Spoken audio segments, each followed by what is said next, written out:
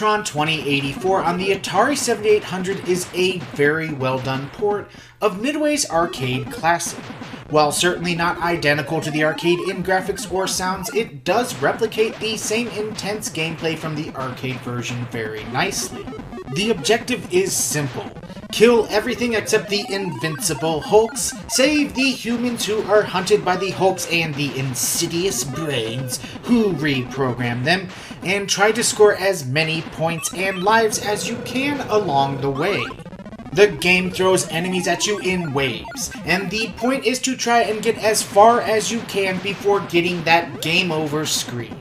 The 7800 version of the game has 5 difficulty settings: Novice, Intermediate, Advanced, Expert, and Challenge, which is a mode that gives you 1 life, seeing how far you can get into the game before you die.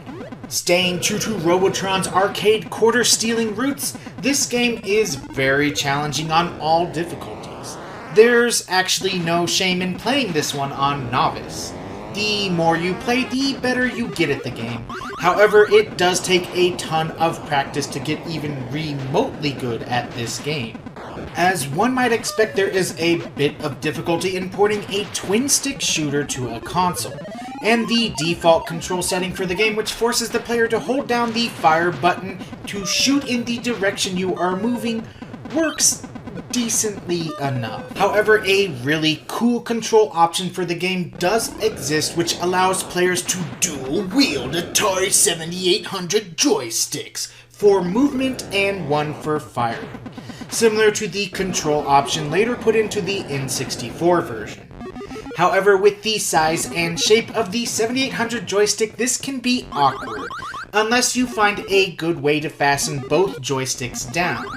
I am using 2 Sega Genesis controllers for this footage, and that works very well too, but is still a little awkward, forcing you to put the second controller on a flat surface in order to use your thumb or index finger to aim with, as the Genesis controller shape doesn't make it easy to grip in your second hand either.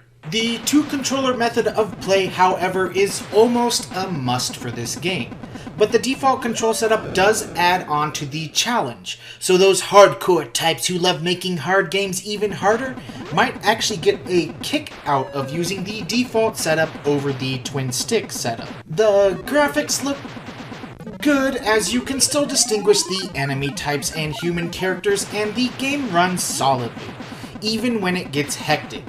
There is no music, but the sound effects, while not on par with the arcade originals, still sound pleasing to the retro gaming ear. The bottom line: when it comes to retro Robotron ports, there aren't a lot to speak of.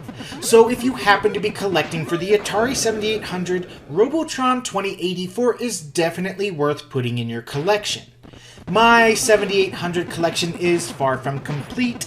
I own 11 games for the system so far, but Robotron is definitely one of the best games I own for the system.